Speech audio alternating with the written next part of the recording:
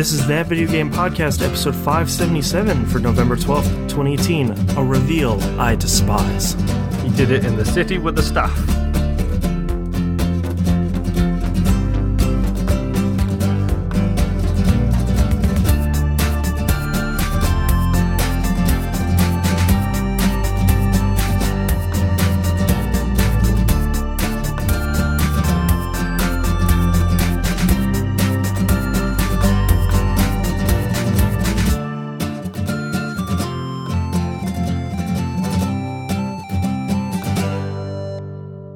Welcome back to another episode of That Video Game Podcast. I'm your host, Boston, and joining me as always is Moonpeer.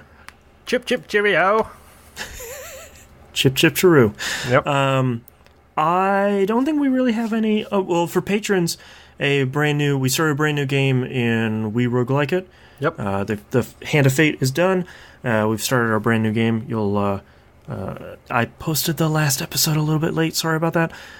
So you know what the new game is. You can play along. We just recorded the first episode, and it's a rare one where we don't love it, we don't hate it, we don't know. We're sort of not sure. Yeah, like I feel like we don't play a lot of games where we don't know if we like it or not. Yeah. Normally, well, this is video games on the internet, so we have to love it or hate it. There's only, there is no game of the ground. year or worst game of the year. But check that out. Patreon.com/E1M1. The ones are numbers if you'd like to become a patron. Let's just start off with you, Moonpeer. What have you been playing this past week? Okay, so I put a fair bit of time into Assassin's Creed Odyssey. Oh, okay. I hit a very, very large story moment. Oh, okay.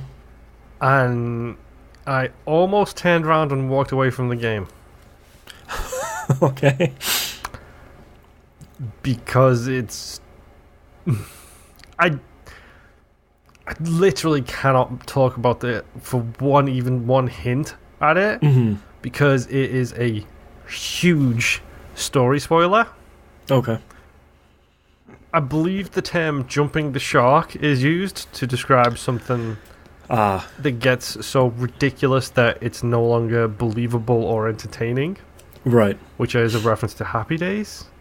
It is, yes. Okay. When the Fonz literally jumps the shark. Jumps over a shark. Yeah, it's a hell of an episode, man. Yep. So, I think Odyssey might have just jumped the shark. Oh, no. Let me ask one question. Mm-hmm. Is it story-related? This will have three options. Is it story-related for Cassandra, for the modern-day stuff, or both? A little bit of both, but mostly Cassandra. Okay. It is a reveal. A reveal I despise. Great. The concept behind it, the theory behind it. Oh my god, that was a really good joke that nobody's gonna get except for me and my wife and probably T. So it's a real thinker. You just have to finish Assassin's Creed Odyssey before it come back to this episode. So the theorem behind it is a solid idea. It's a solid concept. It's really good. It's the execution of it. Execution is less than ideal. Okay.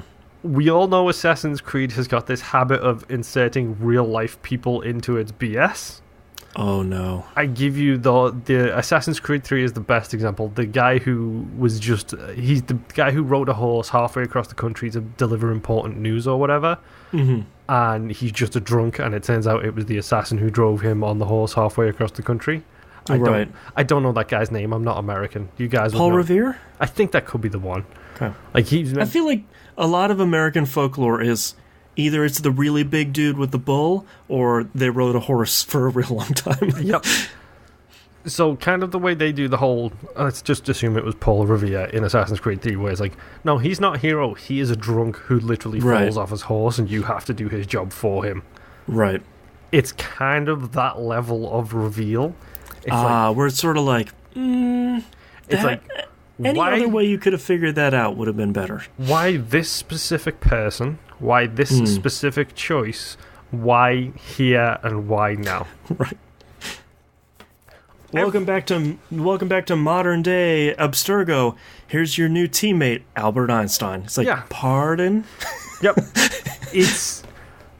It got to the point where, I'm not kidding when I literally say I turned to my wife and I said, I don't like this.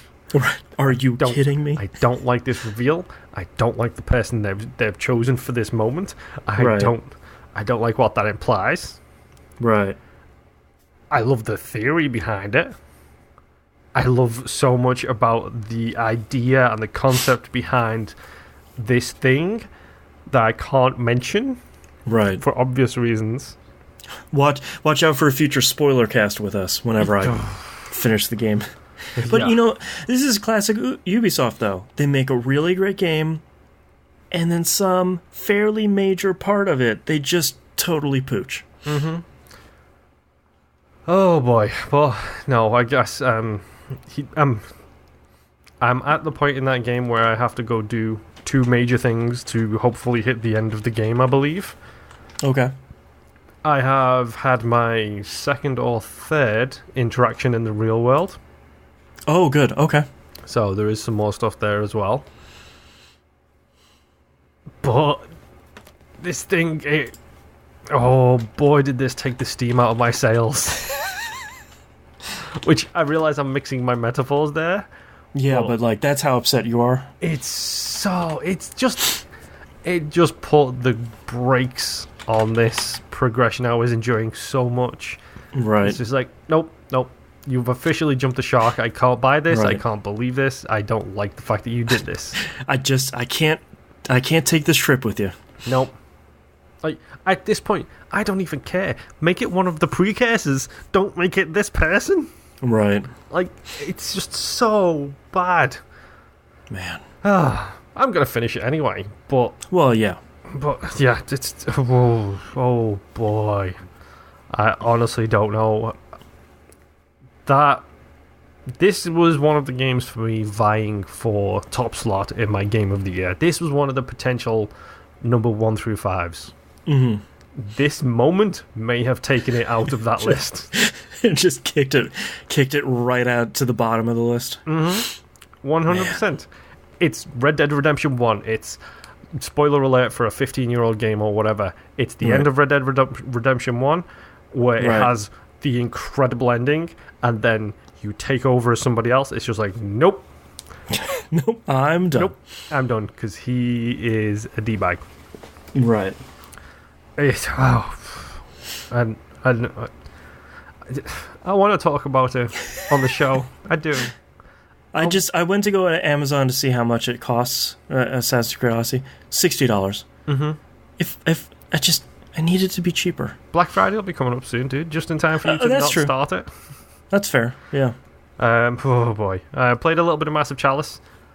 Let's talk about some slow games. Let's not actually, because that's a Game Club game, which is next week. So yeah.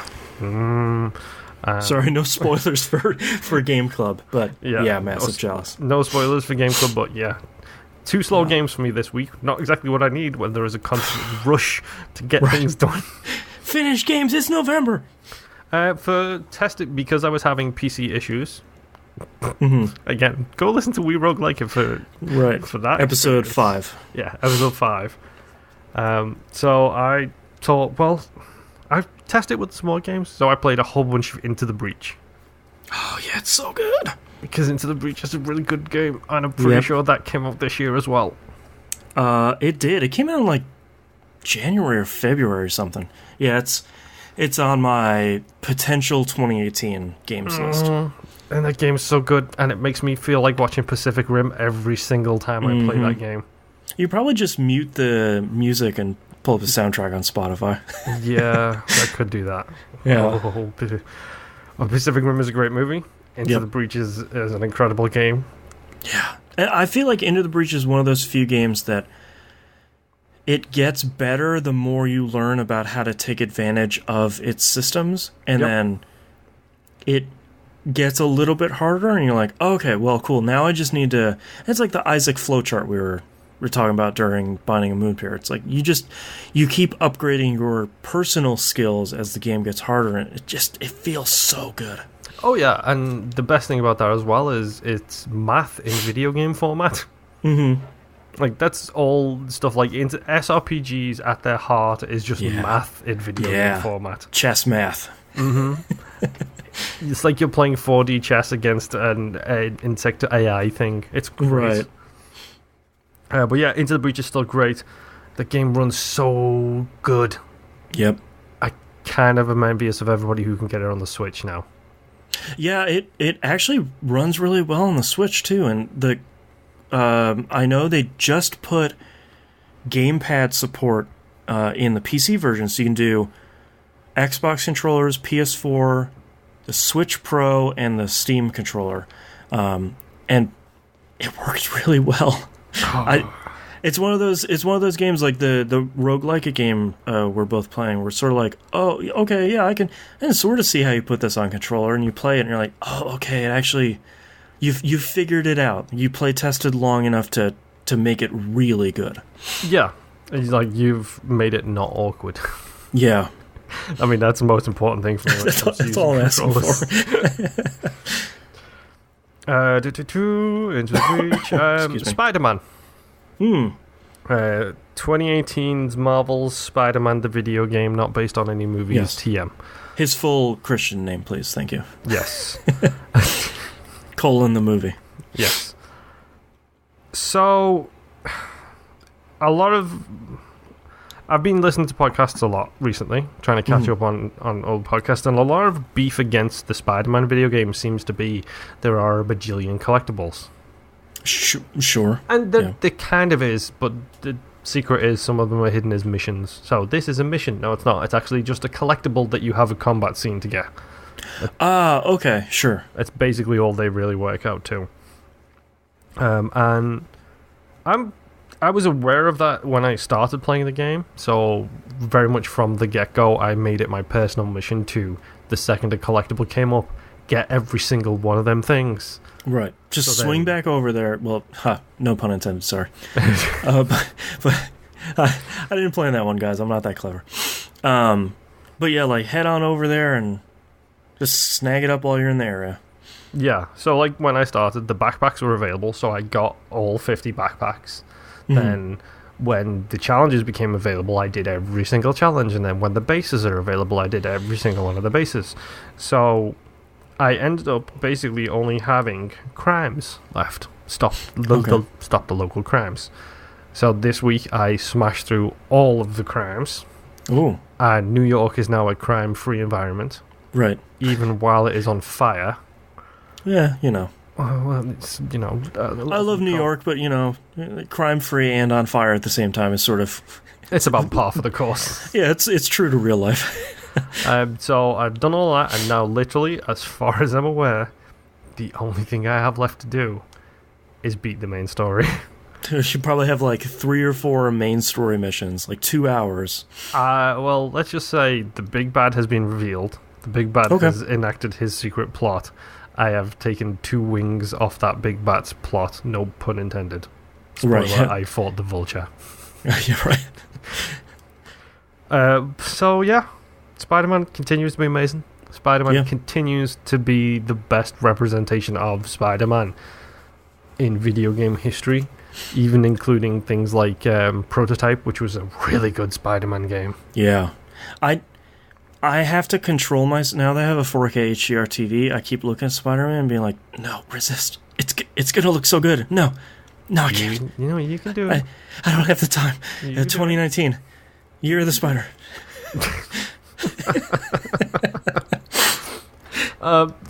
Spider-Man's really good, and I'll be honest, I'm at the point where I'm pretty sure I'm at the end of the game. Yeah. So I probably just need to sit down for a couple of hours and just blast through the end of it and figure out where I stand. See, my thing, we talked about this, I think it was a week or 2 ago, about book series. To me, the battle right now is between Spider-Man and Assassin's Creed Odyssey for my open world games. And Spider-Man is that new series that you've always been looking to read. And Assassin's Creed Odyssey is like the 9th book in a series that you really love that just came out at the same time. It's like, I gotta go be an assassin. Especially now that I know the game pooches itself like 85% of the way through. I gotta see that. It's not even that it pooches itself; it just chooses the wrong thing. It's so bad. It's so bad. You had 2 paths, and you picked the wrong one. Oh. I literally after that reveal, I sat down and had a conversation with my wife and named 10 different things they could have done that would have been more appreciative for me personally. So Ubisoft, hire Moon. No, don't. He has 10 great ideas. No. Yeah, idea number 1, go to Japan already. I know you keep saying you're not going to, but just do it. I feel like they're never going to. They're never going to, because that is the Ubisoft troll. They're going to do everything else, and then they're going to cancel the series right after they announce it's going to Japan. Right. I mean, they've still got so much more they can do with it. Yeah. Caveman times. Who knows? History is your limit. Far Cry, Assassin's Creed. Oh, we already had Far Cry Primal. I think that's probably all we need. But yeah, so what was I talking about? Oh yeah, Spider-Man. Spider-Man's really, really great. So honestly, out of the 2, play Odyssey. Yeah. I'm going to suggest it to you because I know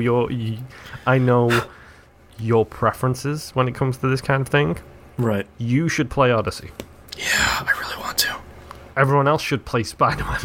Right. I mean, don't get me wrong, play Spider-Man and then play Odyssey. Everyone else. Yeah. But in Boston's case, play Odyssey and then play Spider-Man. Right. Reverse the order. Yeah. I'm still so bummed out about that decision. It happened like literally last Sunday after we recorded the show. I had that moment. Those are the worst. I have been sitting on this for a week. Right, you can't even text me and be like, "Hey man, what's this thing?" No, I haven't seen it. I put my controller down. I went and made a cup of tea. Right. I would say that's how much it affected me. But come on, I'm English. Right. I do that every cutscene anyway. Yeah, that's true. My final game this week is Hollow Knight. Yeah. So I took your advice. Oh yeah. And as soon as I get to an area, I am googling the F out of where Cornifer is, and I'm getting his location straight away because. Beeline it right there. Let me tell you, did I pass him 70,000 times in the green area? And that's the worst when you're like, oh, I needed to go down this one hole that I just kept passing because there was something cool on the other side. Right. Here's how it goes. You go into the green area, so I'm pointing the right direction for you. You go into the green area that way, so you go sideways into the screen. Big long corridor, little room. Big long corridor, but a downwards path is the only path you can take. Okay. Then there's a big downwards path. He's literally at the top right of the second big downwards path. Oh, jeez. I've never been up there. Right. Literally the 3rd room in the area, and literally I've gone past him so many times. And it's not even a case of you can hear his humming on the other side of the screen because he's on a different screen entirely. Yeah, he's on the next screen. Well, I'm glad that you looked it up then. Because, oh boy, did I fly through that area as soon as I had an actual functioning map. As soon as you could map the area. Mm-hmm. Yeah. And then guess what? I sat down and then I go, wow, look, I've basically completed this area already. Right. I was at the final boss of the area when I got the map location. Oh, man. Do you remember what the final boss was? It's Hornet. I think it's Hornet is Henry. Okay. The one with the sewing needle. She's a fun fight. Yes, she was genuinely fun. Took me a couple of tries to beat her, but I got there. And I especially love the fact that she literally has a sewing needle and uses it as a weapon really appropriately. Yeah, it's really good. Throws it out and then pulls it back with the thread and then does the whole anime as hell thread attack in the air. Yep. That's a good fight. It's a really, really good fight. And when I beat her, I got the dash move that I knew I was going to get because I looked at the map and did some exploring. Yeah. I knew I was going to get it, so shocker, I got it. I think it's the moth cloak or something like that. Yeah, like the dust cloak or something like that. Yeah, something like that. Yeah. From there, I beat her. I did a little bit of cleaning up in that area, and just pulling up the map here to see. I'm trying to figure out where to go next. I went up for a little bit and experimented with a giant room full of rocks and bugs. A whole bunch of spikes. And then I also did some hopping on the top of bugs to get across huge gaps. Oh yeah, that Which okay, so I'm pulling. I know that's an area I'm not supposed to be in yet because I got far enough to get one of the stupid bug caterpillar things. Yeah. I got one of them. One of the grubs. Yes. Yeah. And then it was like, go left. I was like, I can't make that jump. I can't dash make that jump. Right. Something tells me I went the wrong way. Yeah. I just pulled up the map. So you finished Green Path. Yes. Fought Hornet. Yeah. Yeah, you should be. The thing I like about Hollow Knight is now that you have Mothwing Cloak, you should be able to get into like 1 or 2 new areas, and it should be like on the edges of another area you've been into, and it should be like, oh, now I can just dash across these spikes I couldn't jump over before. Okay, cool. Yeah, it's similar to getting the Vengeful Spirit, whatever it's called, and using that to kill the big massive thing that blocks the entrance into Greenfield's place. Right. Yeah, that kept blocking you. Yep. Yeah. So, yeah, oh boy, I feel like I've still got so much of Hollow Knight in front of me, especially based off what you've mentioned on that game. Yes. So, there's probably a bit of a long game waiting for me there. Yeah. I didn't even touch Red Dead this week at all. Right. I couldn't because I went back to Assassin's Creed Odyssey to try and get that wrapped up, and then I started stabbing people instead of talking to them. That happens to the best of us. There is literally no winning, so yeah. Red Dead Redemption is going to get put on the shelf for now. Yep. I'm going to focus on Assassin's Creed Odyssey, and then Bang it try out. and get that done before Game of the Year discussions. Fingers crossed. And then head to Red Dead. Yeah. And then everything else I need to play. Oh Lord, help me, give me a time machine. Anyway, yeah, that's all I've been playing, so how about you? Real quick thing in Destiny 2, Bungie announced the end of the current season. We're in Season 4 right now. The end is coming in like 2.5 weeks here. So that officially puts my plans to get Luna's Howl, the first of the 2 competitive Crucible weapons, to bed. I'm not going to be able to do it. I'm about... I finished the whole big long quest chain, and the last step is get to rank Fabled, I think. It's 2,100 points. You gain 30 for winning, you lose 30 for losing. I'm at 1,000, and I worked all season on it. So I'm not good enough to get it. Which is... For the record, I don't think it's a case of you're not good enough. I think it's a case of you don't have a squad that's big enough. Because it's a case of you can sit there and, like, I know you play with a friend of the show slash pub co-host Musum. I know Joey is also in your team sometimes. He is. Possibly Mac from sometimes, yeah. That's 4 people in a squad of 4. Yeah. Whereas a good example of this for my wife, for example, is Rainbow Six Siege. She's got 12 friends she plays with. Jesus. So guess what? Many. When one person isn't there, it's not too hard to fill up a slot. Right. Whereas I think you have the issue of timing-wise, scheduling-wise. Yeah. You have about 4 child-wise. Yes. Yeah.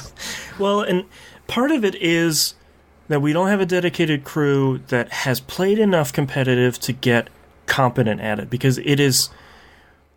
We can go into normal PvP and we can compete, and that's fine. Mm-hmm. But when you go into competitive, you have to have your loadout right. You have to have the weapons that you love that click with you, and your subclass, and everything has to be perfect. Have the right armor loadout, get every advantage you can. We're not good enough at that. No disparaging anybody, but it's not our focus. Usually our focus is Gambit. And I'm not good enough as a solo player to compete that well. But I think that's awesome, because part of what is so great about this is there should be guns that point something % of the population have. Like if I'm going into PvP and I get killed by Not Forgotten, which is you have to max out your rank in PvP to get, in competitive PvP to get, which is 5,500 rank. God. That's an accomplishment. Like, they earned that weapon. And I'm never going to, even the only time I'm going to see it is when someone kills me with it. And it's one of the reasons why achievements and rarities and trophies and stuff like that, they actually matter. Yeah. Let me tell you about Pew Pew, the foam gun I got for beating Dead Space 2 on the hardest difficulty without dying. Yeah, man, that's an achievement. Man. But 2 saves? I think that's really exciting that they're putting these long chases in that not everybody's going to get. I think that's really great. And part of what they're saying they're going to do, it's Bungie, so we'll see, is that when Season 5 rolls around, the PvP rankings will get reset, as they always do. But the quest isn't going to get reset, so all the other steps I've done up until this point are still going to be there, the really hard ones. I just need to get to 2,100 points in a season. And that's fair, because maybe our 4-person squad will get better at, dedicate to competitive this year. I don't know, but that's cool. 2 thumbs up, Bungie. I couldn't get a weapon, and that's exciting. I like it. Yeah, I mean, stuff like that matters. Yep. And then, by the way, if you ever do unlock it, the first question I ask will be, how much did you pay for it? Exactly. Listen to pre-show for some good stories. Yep. Dragon Quest XI. I decided I wanted to kill yourself before Game of the Year? No, it's not that bad. There's only one really bad part about it. I wanted something totally different from everything else I'm playing, and a incredibly classic traditional JRPG sounded really good. Do I hear past tense on that? Yeah, but it is really good. Okay. It sounded really good, and then I fired it up and it went, it's like putting on, like on a rainy day, it's like getting a blanket that came out of the dryer and like wrapping around you and be like, yeah, that's so good. It's not really like comfort food because it's not really going to enrich you, but it is Dragon Quest. It is. This sounds so weird, but after 11 games, they're virtually the same, and it feels really great. And I struggle to think of other franchises where the game, iteration after iteration, is the same, and that's exciting. Because usually it's like... I can give you an example coming out next week. Okay. Hitman? Yeah, Hitman is... Don't get me wrong, it hasn't been going as long, and it has its bumps and its steps and stuff like that. Right. But Hitman 2 is coming out this year, maybe, a year or two after the first reboot of the Hitman game came out. Right. And everybody has been saying Hitman is 100% the same as Hitman. Right. Hitman 2 is the same as Hitman 1. And that's exciting. Fine, because that's exactly what we want. And I mean, it's so crazy that after 35 years, of course there's enhancements, made along the way, but at the end of the day, you still fight 2 slimes at the beginning of the game for your first battle. It's you're the mute hero that you name that is going to save the world. And do you have amnesia? Let's just get this bingo board complete. You don't. No. You are an orphan from probably royalty? As far as I can tell. It's 2 more squares of the bingo board. Yeah, but we're getting pretty close to full-on bingo. I mean, I've only put 10 hours into it this week, which is a conservative estimate, literally a tenth of the way through the game. But that's really exciting because I play it the way that most people like to play Dragon Quest games. You fire it up, you play for maybe an hour, 2 max. You save it, you put it away. You're not... It's the way to play Disgaea as well. It's the SRPG, JRPG, best way to play. Yeah, and I think part of the reason why it's so attractive here in a Dragon Quest game is you have the gameplay loop down really clearly. You go to a new town, you figure out where the dungeon is that you need to go clear, you save it. Next time you clear that dungeon, you save it.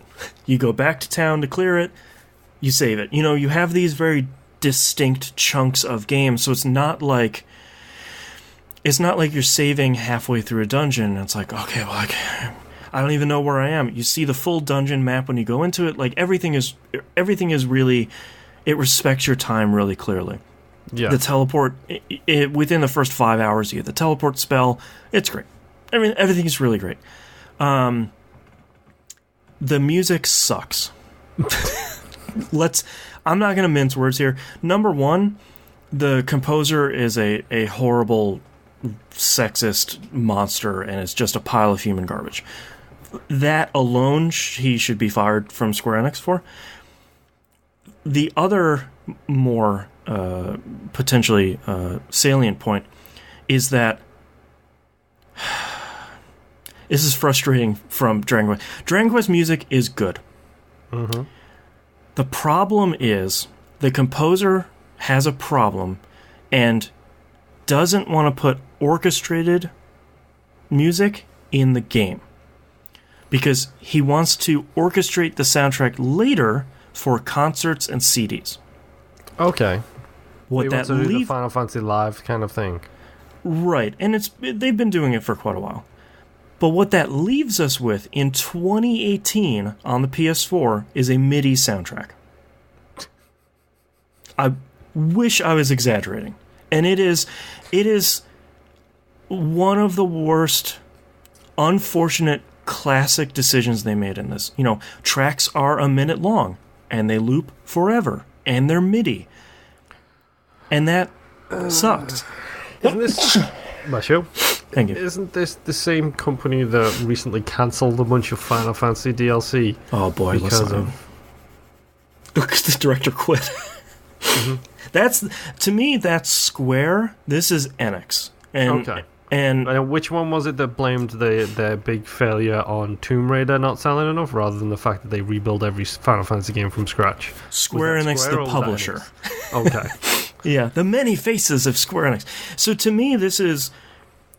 I feel like Dragon Quest is one of those franchises, a lot like Final Fantasy, where it's on one side of the fence or the other. Like, I get the impression Enix doesn't bother with Final Fantasy, Square doesn't bother with Dragon Quest. Like, the two teams do what they do the best, arguably, for Final Fantasy. But the formula doesn't need to change for Dragon Quest XI. But I have expectations for the music in 2018 that at least some of it, other than the intro movie, is not MIDI. Let's just get this out the way first and foremost. So, sure. When did Final Fantasy VII come out in the US? 96, was it? 7, 8, something like that. Late 90s. I think it was 97 because that's the start of the Rule of Sevens, I believe. Yeah, I believe so. Well, 86 might be because I think that's NES time, so that would actually make pretty good 87. Probably, yeah. So, anyway... Final Fantasy VII has got, and I'm not a Final Fantasy fan. I'm not a fan of Final Fantasy VII. Right. I think 8 is the superior product. Don't at me. I don't want to fight. Nope. Don't at me. Moonpier's right. Final Fantasy VII is responsible for one of the best pieces of music in a JRPG ever. That has been remixed several times. Please don't say One Winged Angel. It is One Winged Angel. Okay. You and I will disagree. That's fine. I think the best version of that is the Kingdom Hearts remix that they did for the first Kingdom Hearts game. That's very good, yeah. That's an amazing piece of music, but this is a fully orchestrated piece of music in a game in 1997. Well, to be fair, the instruments weren't orchestrated; those were MIDI, but it did have vocals. It had that, and it had the orchestra feel more than anything. Yes, it did. Yeah. And then that got remixed to, in my opinion, the best version of it in Kingdom Hearts 1 in like 2000 and whatever. God, that's such a good. Oh man. See, One Winged Angel is incredible. The remixes are better. Yeah. I think the 7 soundtrack. I don't think there's a bad track on the Final Fantasy 7 soundtrack. But that's 1997. Yep. This is 2018. What is this fool doing? To make matters worse, when we got Dragon Quest VIII on the PS2, we got the fully orchestrated soundtrack here. And I'm guessing the Japanese people got boned and they got the MIDI version. I think they got half and half because it was like, well, it came out in Japan with half and half, and then Square took the orchestrated tracks from the CD and put them in the game. I understand, but it's just a bummer because that's the weak point. Because it's honestly easily one of the best looking games of 2018. Hands down. I've seen screenshots of this thing. It looks gorgeous. It reminds me a little bit of Ni no Kuni 2. Yeah, and I think Ni no Kuni 2 has less solid texture work. Dragon Quest XI, I think, beats it on texture work, and Ni no Kuni does better stuff with lighting and, color. Taking Toriyama's art and putting that in Dragon Quest, it's a blue sky game.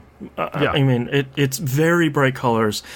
Not a ton of, you're not seeing a bunch of, it doesn't look like Spider-Man. You're not getting the most, it doesn't have HDR. Let's put it that way.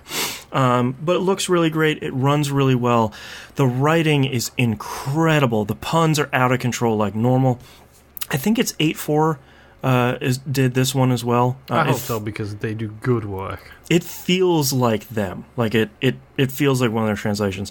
The like most Dragon Quest games, the voice work is incredible. Yet again, an all English cast from Scotland and Britain and everywhere. They're just all sorts of fantastic. I like when they write very clearly British text, and then they put a British voice actor to it. And like the frog from Chrono Trigger, if he had an actual voice actor. Oh man, don't get me started on Frog's translation. Screwed it up when they retranslated it. I know. That's why I deliberately bring it up every time I can. For so all of that is really great. When you load a game, they give you a quick 3-paragraph story recap. Thank you, baby Jesus. I love it. Can we talk about how all games need that? Please. Every game, please. Please. Two things I want every game to do. If it has been a month or more, even 2-3 weeks, set your time on your console as one of those defaults that the 360 used to have, where it was invert or not invert. Yeah. And you could set it at a system level. Right. On your consoles, would you like a tutorial recap when you play a game X amount of time? Yeah, do you want to run through the tutorial again? 2 weeks or a month? Give me a very brief paragraph rundown of the story. Yep. Show the controls on the screen again. Yes, please. Yeah. Just the controller mapping layout. Yep. So that's really great. A weird thing, and I feel like this is one of those things where they need to break convention. When you hit the triangle button to bring up the menu, it only has 6 options. It's talk to your party, equipment, items, that sort of stuff. And then they have a miscellaneous button. When you click that, literally 15 things pop open. And it's even spend skill points or look at quests. You can make the triangle menu larger. It's okay. That's a thing people will get over. Yeah, just turn it into a full menu at that point. Yeah, just for God's sakes. I really like the auto battle options they have. You can set individual party members, including yourself, to auto battle, and there's a bunch of different just go crazy and only attack, or only heal, buff, debuff, that sort of stuff. There's only 4 or 5 options, so for anyone worrying, it's not Final Fantasy 12, you babies. But I like that a lot because reference that. I know. I like that a lot because I actually use auto battle for my entire team, including my main character, if I'm just going from point A to point B. Because a lot of it, I'm just fighting slimes or Drakis or stuff. There's no real interesting battle there. When I get into a dungeon, and especially when I fight a boss battle, I'm going to tell each individual party member what to do. Yeah. But otherwise, I like the option of just being able to go and just kill these guys. I'm not I don't have to worry about it. I can't remember what game it was, but I'm pretty sure there was a JRPG at one point where if you were so overpowered for somebody who appeared on the world map that you could fight with, that you literally just kicked them and you got the XP and they flew off. It didn't even go in a combat sequence. There's a bunch of games that have been doing that lately, where like if you can swing at an enemy to start a battle on the world map, a lot of games have been doing that, where it's like, look, you just killed him, you probably got 10 XP, you're level 4 million, we're not even going to show you. Like, you killed him, good job. The only thing that I haven't seen in one of these games, I feel like it might have been in 8, but I genuinely don't remember, is the pep up system. Every once in a while, when your character has taken some damage, they'll basically... It's a Toriyama game, so we'll just say it. They'll go Super Saiyan.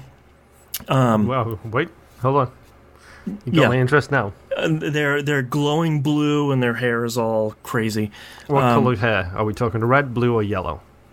It is... They're all kind of... There's kind of a blue glow to their whole body, so I think it's... Okay, so they go blue. Super Saiyan, Super God. Okay. Sure, yeah. Dragon Ball Super's crazy, dude. Yeah, I'm a little out of the Dragon Ball game, so I'm not entirely sure. But when they do that, they hit harder, they have a higher crit chance, their agility goes up, and when multiple people in your party do that, you can then do Chrono Trigger style multiple people do attack sort of things. So far, it's really great. I've played a little bit over this last week. My clock says 10 hours, but I don't know how much of that is. So I'm 5. Paused and I'm reading a book to my kid, that sort of thing. But so far, so good. It's scratching that itch, and I'm really happy that I am finally playing it. Now let's see if I can finish it for Game of the Year. Survey says... Nope. Exactly. One game I will definitely be able to finish for Game of the Year is Tetris Effect.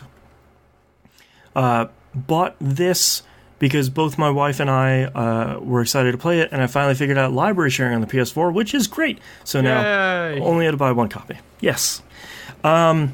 Welcome to the club. Did you figure this out because of our Discord people talking about it? No, I figured it out because of Tetris Effect. Because I'm not going to spend $80 on Tetris Effect, but I will spend $40 for 2 people. Yeah, you needed the nudge. Yeah, exactly. Get it? Nudge, Tetris. Nudge. Hey, I don't know how much I can add beyond what I talked about last week about the demo, because it's the demo, but you just have all the modes. So part of what I was confused about last week were the mode that I was talking about was there's 2 options on the main menu. There's journey mode, which is the node-to-node sort of luminous mode. And then there's effect mode, which is all the different optional ones. Mystery is the mode I was talking about last week. That was the one I was confused about. I played a bunch of Mystery because so far that's my favorite. I played a little bit of Chill, which is basically like, look, man, you can't really get a game over, so just play some Tetris. And that is... Sense a game for your daughter in the future. Yes.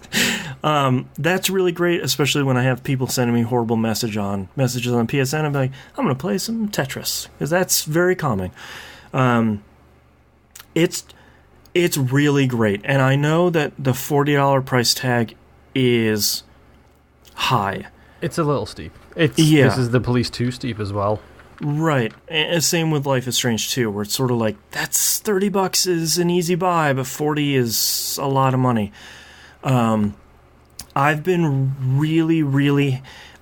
part of me that justifies this price really easily is because it's a Mizuguchi game, and I love Rez, and I love Lumines, and was it Child of Eden? That was fine. But I love his games, and I want to support, and thankfully this game has been doing gangbusters. Everywhere I look, people are talking about this thing. Yeah, and it's just... I think what's so interesting and sort of slightly important about it is it's a good Tetris game. At its core, it's a solid Tetris game that doesn't mess with Tetris. Because that's the thing. When Tetris goes wrong, it's because you did too much to bend Tetris until it broke. Wetris, thank you. Yes, there are some. There's a blast from the past that nobody remembers about yet. Yeah, there's some good examples. Like for me, Tetris Plus on the PS1 is my favorite Tetris game because they put a bunch of puzzles in there and they put an adventure mode and they did a lot of stuff that Tetris Effect does, where you have your core Tetris and then you have all this experimental stuff around it. But if you just want to play Tetris, that's there. You just have normal Tetris. Tetris Plus is really, really great. Yeah. My favorite Tetris game is Tetrisphere, but that you can't consider that a Tetris game. It's not really like a core Tetris game. No, that's just... that's weird Tetris. That's an acid trip of a Tetris game is what that is. Yeah. Despite the fact that Mizuguchi made this one, that one is the acid trip. And I think that's what he does so well. And that's what his studio does so well, is they take this core game. You know, Rez is very much just an on-rail shooter, but it's enhanced so much by the music and the sound effects and the look of it and how the tight controls, that when you take that design ethos and you bring it into Tetris and you have good core, well-controlling, great-playing Tetris, and then you put the dynamic soundtrack on top of it and the dynamic sound effects and all that stuff, it makes Tetris so much better than the sum of its parts. And I think it's crazy in a great way to say that Tetris Effect will probably be on a lot of top 10 lists this year. But that's really exciting because it's Tetris. And there have been good conversations over on Giant Bomb of, is Tetris the best game of all time? Because everybody loves it. If you say you hate Tetris, I sort of think you're a liar. I don't think it's the best puzzle game. Tetris is a great game. Yeah. I'm not going to deny that it's a great game. I'm not saying I like it. Yeah. I don't think it's the best puzzle game of all time. But I can understand an argument saying the best game of all time because everybody can play it. Everybody can understand how to do it. Yep. Everybody likes it. Everybody has played it. Everybody that has played a game has played a Tetris. True. Yeah. Here's my question. Yeah. My question for you specifically. Okay. The Mizuguchi Effect. What game does he do next that you would be hyped? God, I don't even know. They worked on Tetris Effect, I think they said for 5 or 6 years. So like, understandable. I know exactly what I would like him to do.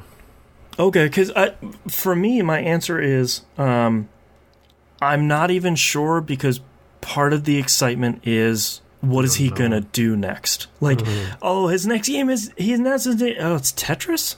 Like, okay, cool. Like, what would you want him to? I want him to do an Elite Beat Agents. Ah, crap. Yeah. Because if he can, he's done on-rail shooter. He's done Tetris. I think a rhythm game. Oh man. With him and his choice of music and his eccentricities. Elite Beat Agents is already one of my favorite games of all time. It's really great. It's so good. And then I think if you give that to him and have it on all consoles, they're just like the Persona 5 dance controls, like where it's just face buttons and stick movements. Yep. I think he could do something really incredible with that kind of game. I have a twist on that, because let's stick with the Tetris Effect. Mizuguchi plus a beloved core franchise. I'd like to see him do a take on Taiko Drum Master. Yeah. That would be real weird, and I would really love it. Yeah. Also, another plus in the corner for Tetris Effect, no licensed music. All of it's created specifically for the game. I think that's the way he should have it. Cause with one Luminous was different, you know. Yeah, Luminous is slightly different, but then also Rez has got one of the greatest pieces of music in video game history. Yep, Fear. Yeah. Yep. It's the whole thing, all 19 minutes or whatever it is. Yeah, I listen to it every once in a while. I think it's like 12 and a half minutes. So good, dude. Yeah. And it references one of my favorite books of all time. Yep. Man. But yes, Tetris Effect, I know the $40 is a high cost, and I certainly don't begrudge anybody if they're saying, like, look, I'll wait for a sale if it's like $15-20 because that's a no-brainer. I get it. To me, buying a high-quality Tetris game is like a long-term investment because it's always going to stay installed on my PS4. I can, at any point, fire it up, play a couple rounds, super easy, super hard, work on the weekly challenge, whatever, and then, you know, sort of go back to whatever else I'm playing. It's going to be one of those evergreen games on my PS4, and I think that and supporting that team and what they're doing was well worth the $40. Yeah. It's just really great. But, last but not least, another guaranteed shoe-in for the top 10 list this year. He sounds like there's not 50 of them already. I know, but this one's going to be real high. I finally finished Yoku's Island Express. Okay, now I get it. Yeah. Easily one of the best games of 2018. Probably the most charming. Definitely, I would say definitely the most charming. Yep. So far for me, definitely the most relaxing to play. Yeah, it's... So for anyone... We haven't talked about it for a while. People are calling it a pinball Metroidvania. That's sort of right. I would prefer to call it a pinball platformer, because I feel like it's Metroidvania... That's not as strong. It's more like a platformer than it is a Metroidvania. There are some unlockable things where you go back and whatever, but that's not really the core focus. It just feels so good to play. The pinball feels great. The platforming feels fun. Watching the pinball get bounced around the screen as your little dung beetle is like helplessly strung along behind it is great. Did you do many of the paint things?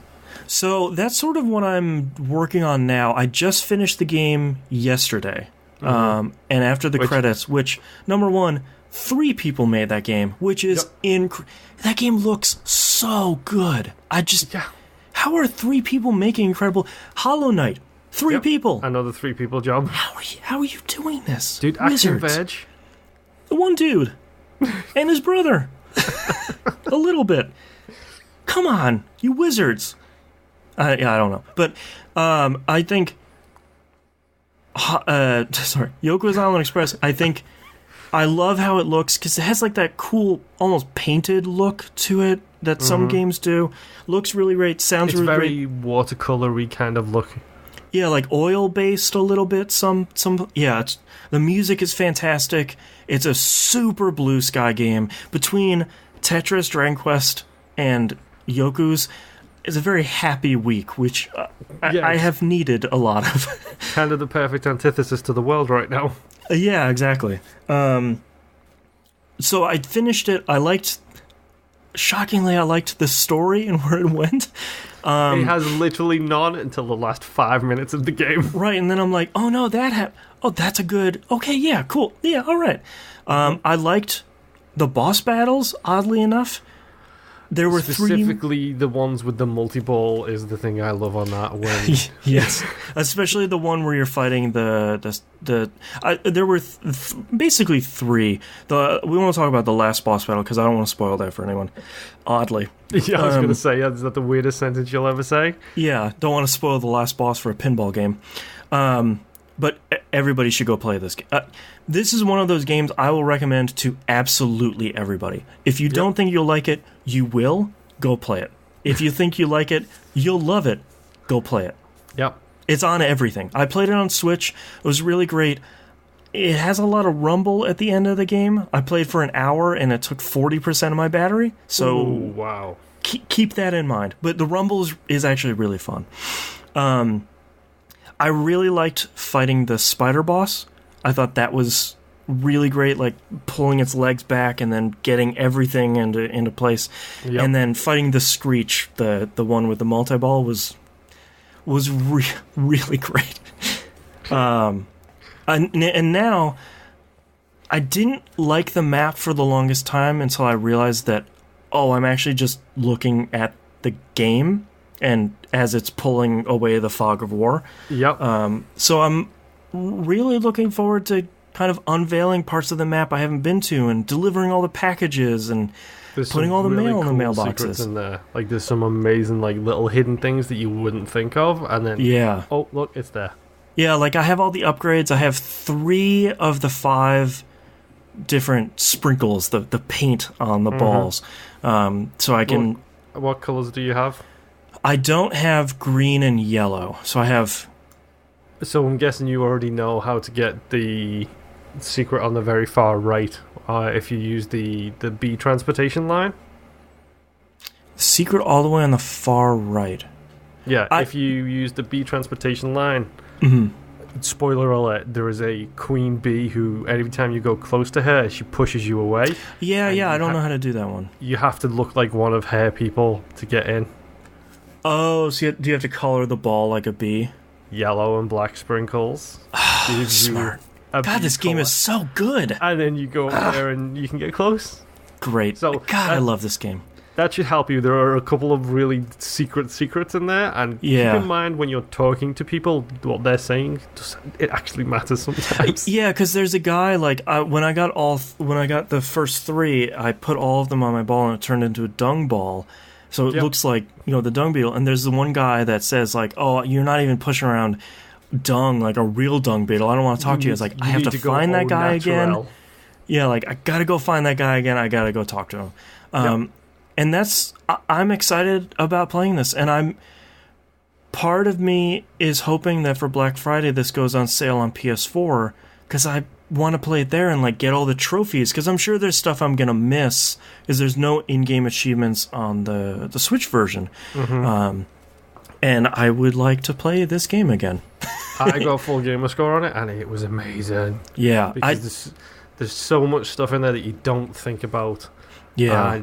The story-specific spoiler thing, you can reverse that later on as well. I did look that up. It's not a super huge thing, but I was sort of like, oh, can you go do it? I was like, okay, you can. Cool. But yeah, both Moon and I loved it this year. It's definitely in my top 10 for this year. It's a super charming game. It's the skills you get, like the dive fish and the suitling and the swinging, and it's all so great. And it's I want to play more of it until I get 100%, and then I want to go play it on another platform so I can start it back over.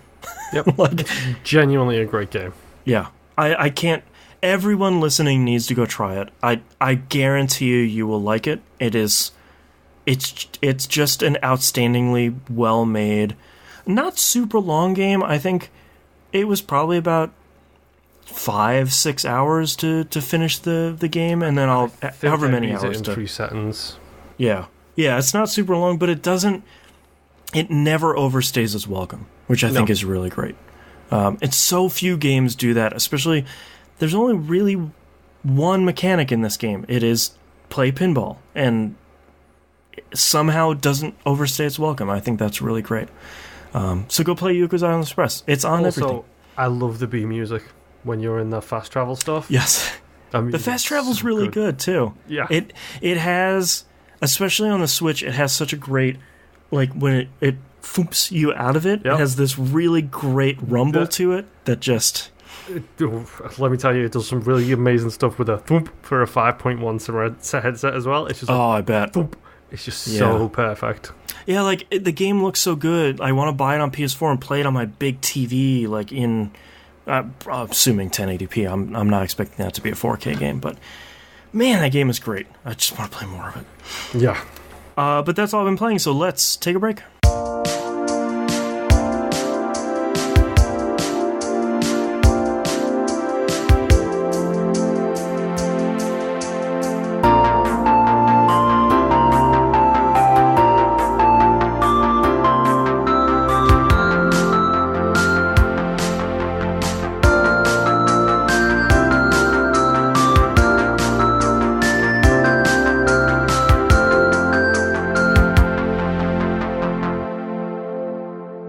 let's talk about releases for the week of November 12th, 2018. Hitman 2 comes out on PC, PS4, and Xbox One.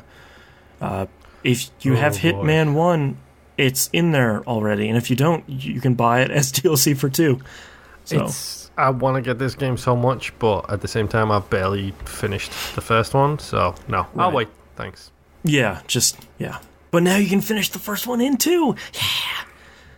Yeah. Spyro Reignited Trilogy comes out on PS4 and Xbox One. I think it's also coming out on Switch, but I can't find a date for that, so it might be coming out later. Yeah. I want this. I'm very interested in this. Yeah. I didn't grow up with Spyro. That was like the one franchise I missed on the PS1, and I know people really, really, really love it. I really, really, really love it. Yeah, I would like to play it. These games always look good.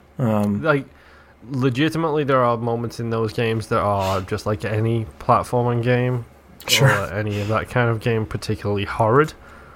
But in general, I absolutely adore the Spyro games. They are so high quality for the time they came out. Yeah, and does this remake look good. Mm-hmm. Yeah. Fallout 76 comes out, PC, PS4, and Xbox One. I believe that comes out on Friday. Beware, it has a 45 gig day one patch. Bigger than the game itself. Yepers, by about 5 gigs. So I can't remember who it was. I think it might have been Ada Black on Twitter said, this is the perfect game to wait a year before you buy it. Yes, wait until the Game of the Year edition comes out. And I'll be honest, that's pretty much where I'm sitting with this. Give me private servers so I can play with my friends. Give me all the fixes you're going to put in. Because based on what our Discord alone has been saying about this, how they did the stupid thing of locking the speed of the game to the frame rate, for example. Boy, that's an engine thing that I thought they would fix for this one, and they didn't. Mm-hmm. Yeah, for me, I know we talked about it a lot in the most recent Pup episode. I'm interested in this game when private servers come out, because they're saying it'll be about 6 months, and I'm gonna check back into it then. See how it's been doing, see how the patches have been going. If it's good enough at that point, I might jump in. Mm-hmm. But if not, then I'll wait for some, like $10 massive pack that has all the DLC, this time 2019. Yeah.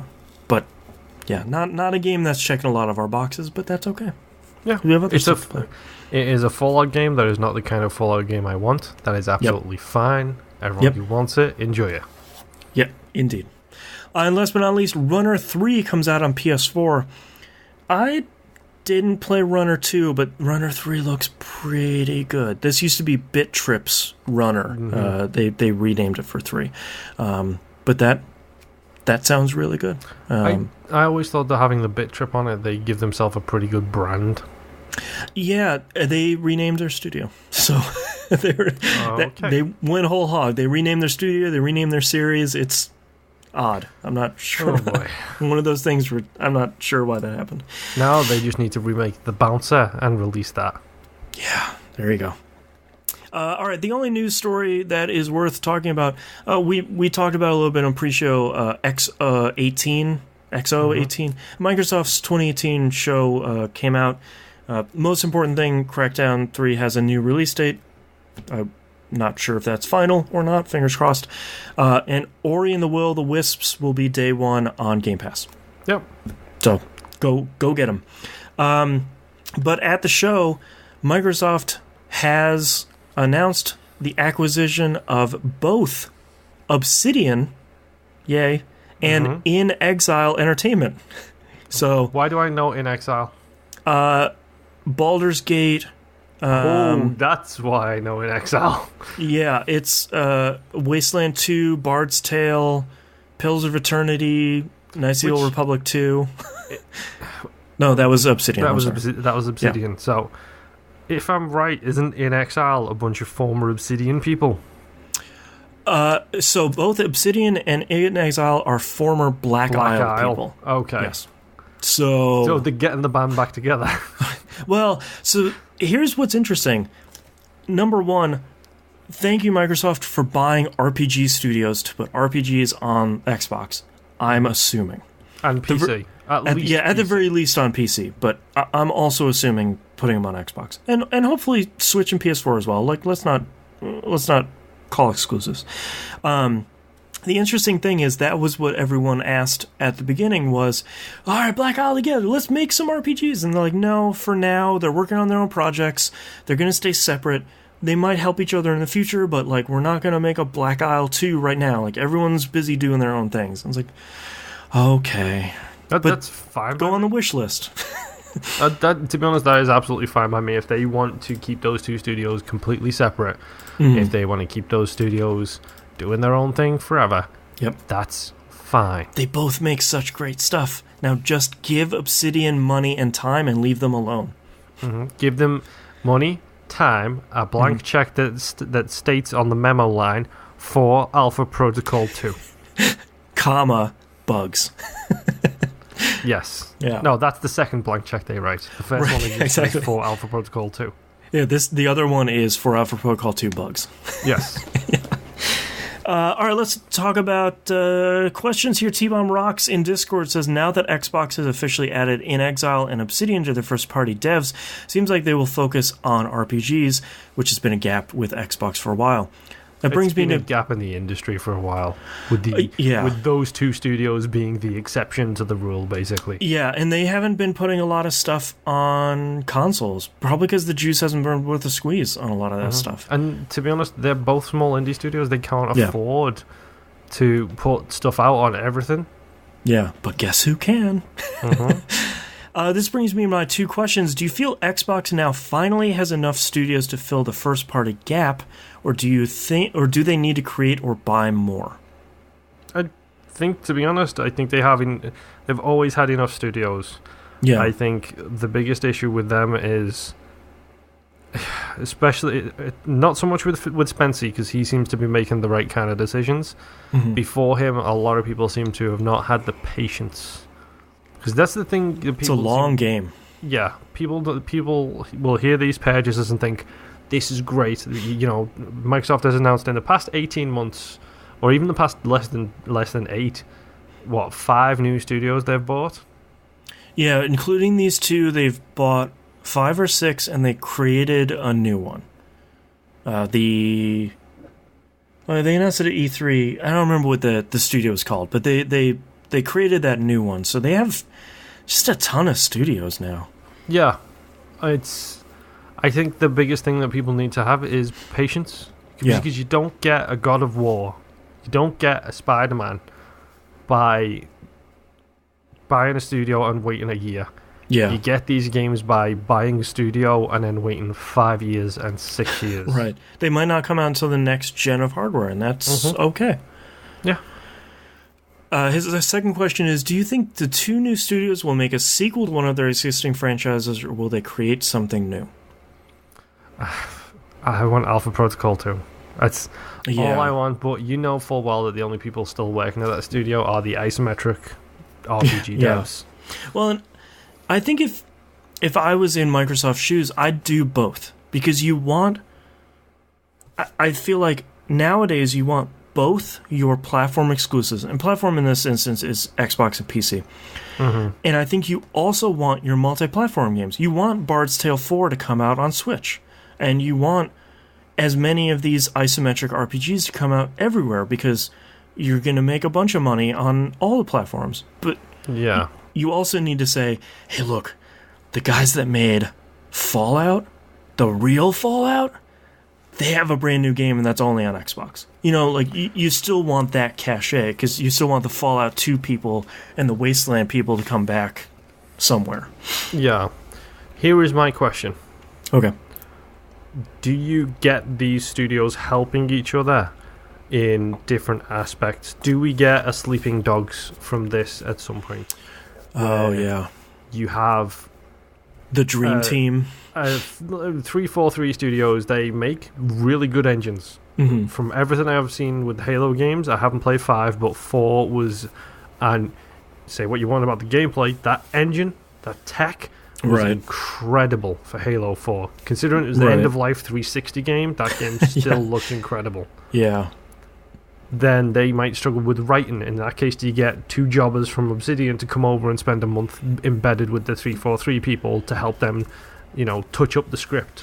I feel like it's in your best interest to do just that. I feel like you want to have a whole suite of teams that can help other games be the best they can be.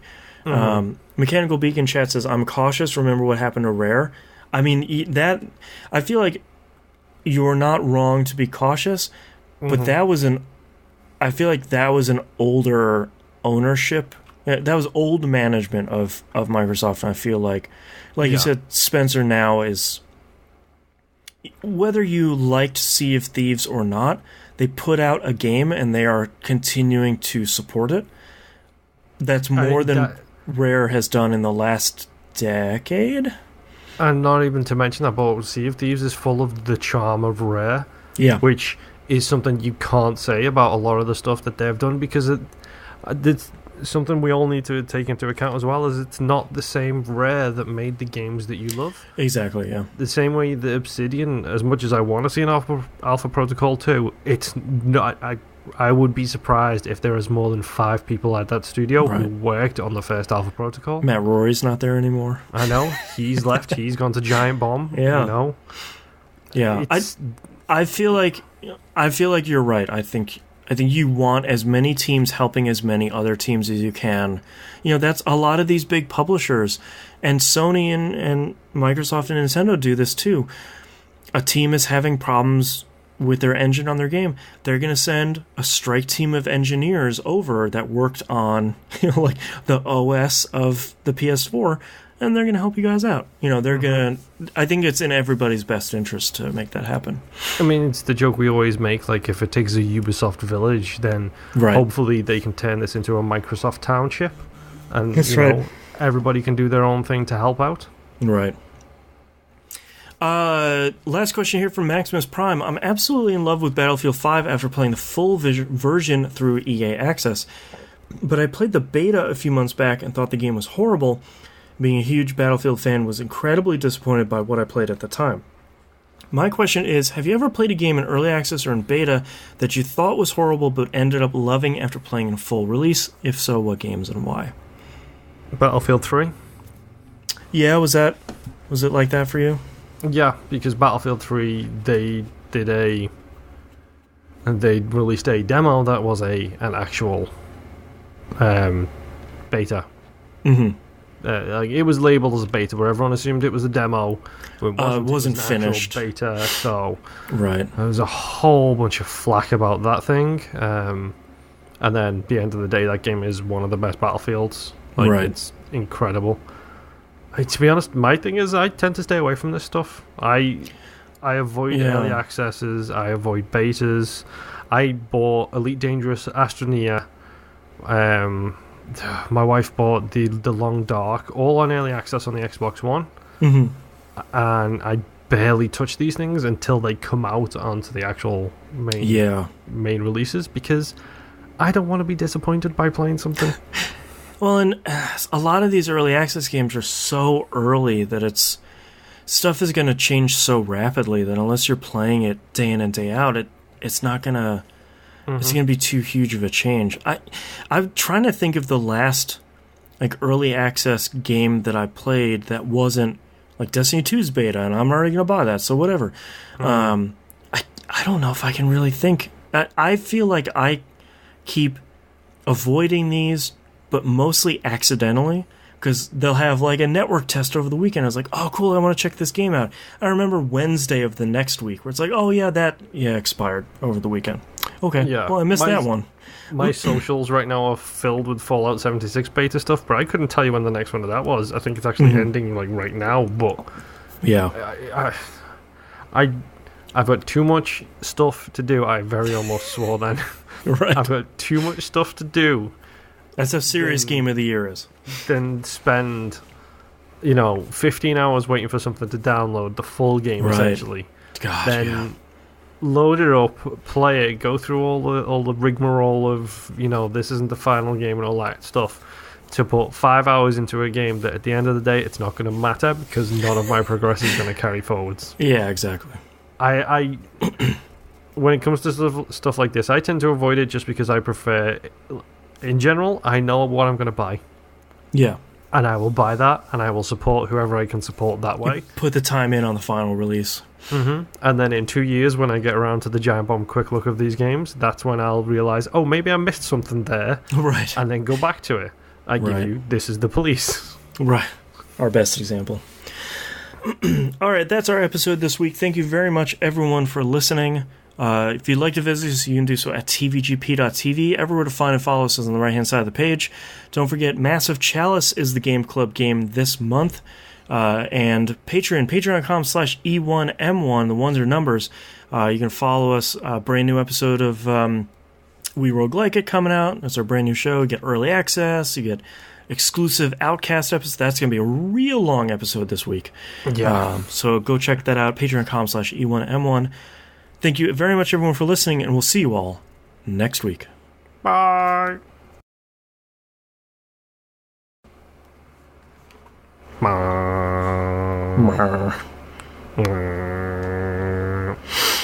That's my foghorn. For anybody listening. Yes. For anyone listening to something in the future. All right, titles. We sort of don't know. You've made it not awkward. Use his Christian name. Year of the Spider. Right. Anime as hell. How much did you pay for it? Close to full bingo. What is this fool doing? I played some chill. One dude and his brother. And Microsoft Township. Oh, man. All right, one dude, parenthetically, and his brother. Chat, throw suggestions out now if you can.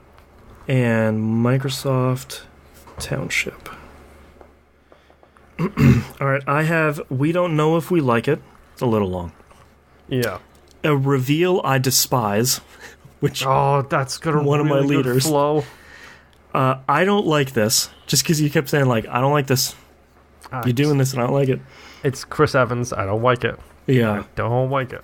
Chess Math, which I feel like we've had a title similar to before. 2019 Year of the Spider. Just so dumb. We Sorta Don't Know, Anime as Hell, Close to Full Bingo, One Dude and His Brother, and Microsoft Township. I really like A Reveal I Despise. Yeah, it's got a really good flow to it. Yeah, it's genuinely got a really good thing. It's real punchy. I also like 2019 Year of the Spider, but A Reveal I Despise is such a good title. It sounds like a murder mystery. It does. Agatha Christie's A Reveal I Despise. Oh, we need a big magnifying glasses in the album art. God, if only I was better at Photoshop. I'm going to circle that one because we've talked about it enough that it has to be. Okay. My leg has gone numb, so that's fun. Yeah, my voice is almost gone.